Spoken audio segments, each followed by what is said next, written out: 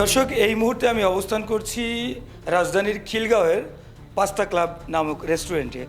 আমরা এখানে যখন একটু আগেই আসি তখন দেখলাম যে এই যে বদ্ধ কক্ষটি, এই কক্ষটির ভিতরে চারটা টেবিল দিয়ে একটি গোপন আবদ্ধ কক্ষ করে রাখা হয়েছিল, যেটাকে তারা কাপল জোন নাম দিয়েছিল।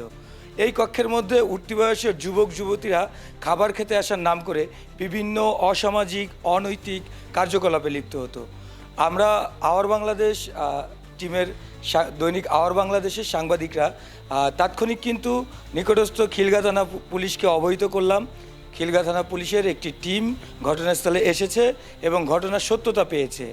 তো তার পরপরই কিন্তু আমরা দেখছি পাস্তা ক্লাব কর্তৃপক্ষের তৎপরতা, তাড়াহুড়ো করে তারা কিন্তু ঘটনাস্থল থেকে, অর্থাৎ যে জোনটাতে এই ধরনের কার্যকলাপ হতো সেখান থেকে কিন্তু তারা টেবিল চেয়ার দ্রুতই স্থানান্তর করে অন্যত্র নিয়ে গেছে।